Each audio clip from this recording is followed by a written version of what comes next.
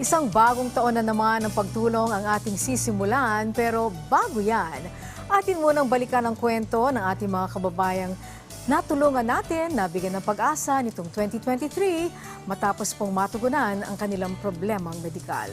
Ang mga yan, narito po.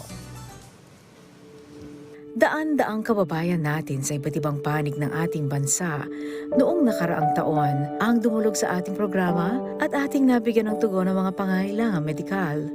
Kabilang na dyan ang kwento ni Lizelle Racal na mula sa Cainta, Rizal na nagkaroon ng isang kakaibang sakit. Yung sakit ko po, very rare po siya. Wala pa po siyang gamot para mawala yung sakit ko. Kaya pang matagalan na po talaga yung gamitin ko. Dagdag pa niya, ay hindi na niya magawa ang mga kailangan ng doktor dahil na rin sa kawalan ng sapat na pera at mag-isa lang niyang binubuhay ang kanyang anak. Dahil sa kanyang kalagayan, ay agad nating tinawagan ng tanggapan ni ang Probinsyano Party List Representative Alfred de los Santos. Nagpapasalamat po ako sa PTP Malasakit at Work sa pagbigay sa akin ng tulong. Lalong-lalo na kay Congressman Alfred de los Santos sa agarang pagbigay ng tulong po sa aking pinansyal. Iba't ibang problemang pangkalusugan din ang ating inilapit sa tanggapan ni Congressman Raul Angelo Bongalon at Congressman Elizalde Co ng Ako Bicol Party List at kanilang agarang binigyan ng aksyon. Isa na rito ang problema na ating nabigyan ng agarang tugon ay ang problema ni Aurelia Gola. Kwento niya, ipinanganak niya ang kanyang anak na si Roxy Guane na mayroon ng problema sa kanyang pandinig. Ayon sa doktor na sumuri sa kalagayan ng kanyang anak, ay tanging operasyon lamang ang paraan para maibalik ang pandinig ni Roxy Guane. Ngunit malaking halaga rin ang kanilang kakailanganin para dito. Dahil dito, ay agad tayong nakipag-ugnayan sa tanggapan ni Congressman Raul Angelo Bongalon ng Ako Bicol Party List.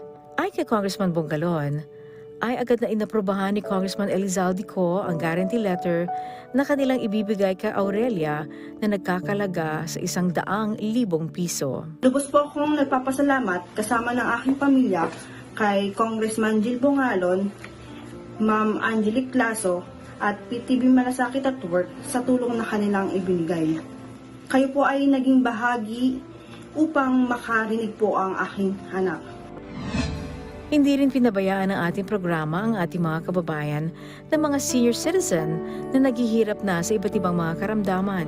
Isa na rito ay si Tatay Romeo Tordesillas. Ayon sa kanyang anak na si Nora Fe, nagkaroon ng malaking sugat sa likuran si Tatay Romeo na dahilan para siya ay maoperahan. Ayon sa doktor, nabulok na ang laman sa likod ni Tatay Romeo at umabot na rin sa buto ang sugat. Dahil sa kanilang pangangailangan medikal, ay agad nating tinawagan si Senior Citizens Party List Representative Rodolfo Ordanes. Agad naman tumugon ang mababata sa pangangailangan medikal ni Tatay Romeo. Ay nabigyan na po kami ng tulong ni Congressman Rodolfo Ordanes ng Senior Citizen Party List.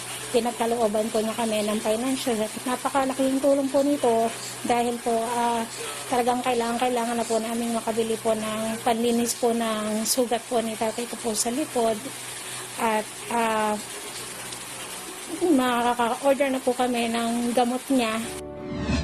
Ilan lamang sila sa ating mga kababayan na ating nabigyan ng tulong noong nakaraang taon. Kaya naman ngayong taon, asahan po ninyo na ang Malasakit at Work ay patuloy na tutulong sa ating mga kababayan na may pangangailangang medikal. Dahil ang misyon ng Malasakit at Work ay magbigay ng tunay na serbisyong pangkalusugan sa ating mga kababayan sa dako man ng ating bansa. At sa mga nais pong dumulog at humingi ng tulong sa PTV, Malasakit at Work, maaari kayong magpadala ng mensahe sa ating official Facebook page, PTV Malasakit at Work. Maaari kayong mag-message sa amin dito po sa PTV malasakit@gmail.com. Muli, ang tunay na malasakit ay laging at work.